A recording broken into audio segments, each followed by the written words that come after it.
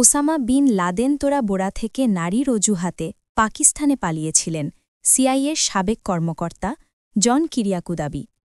সাবেক সিআইএ কর্মকর্তা জন কিরিয়াকু ভারতের সংবাদমাধ্যম এএনআইকে একান্ত সাক্ষাৎকারে দাবি করেছেন যে ২০০১ সালের তোরা বোরা অভিযানের সময় আল কায়েদার নেতা ওসামা বিন লাদেন নারীর ভঙ্গিতে পাকিস্তানে পালিয়ে গিয়েছিলেন।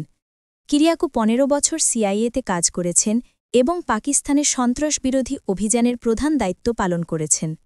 তিনি বলেন, ১১ সেপ্টেম্বর ২০০১-এর পর যুক্তরাষ্ট্র প্রথম দিকে আবেগবিভোর না হয়ে সতর্কভাবে পরিস্থিতি পর্যবেক্ষণ করেছিল।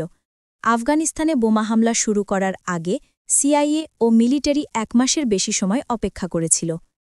কিরিয়াকু বলেন, অক্টোবর ২০০১-এ তোরা বোরা এবং আশেপাশের এলাকা ঘিরে আমাদের ধারণা ছিল যে আমরা লাদেন ও আল কায়েদার নেতাদের কোণঠাসা করে ফেলেছি। কিরিয়াকু আরও জানান যে তারা পরে জানতে পারেন যে সেন্ট্রাল কমান্ড কমান্ডারের দোভাষী একজন আল কায়েদা সদস্য ছিলেন।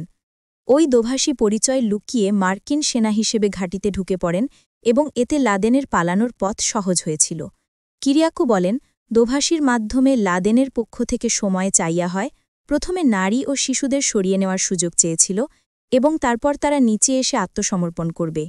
পরে জানা যায় লাদেন নারীর বেশে অন্ধকারে পিকআপ ট্রাকযোগে পাকিস্তানে চলে যান। তিনি জানিয়েছেন যে তোরা বোরা থেকে কোনো আত্মসমর্পণের মতো অবস্থা ভরে আসছিল না, অনেকেই পালিয়ে গিয়েছিলেন এবং লড়াই পাকিস্তান পর্যন্ত সম্প্রসারিত করতে হয়েছে।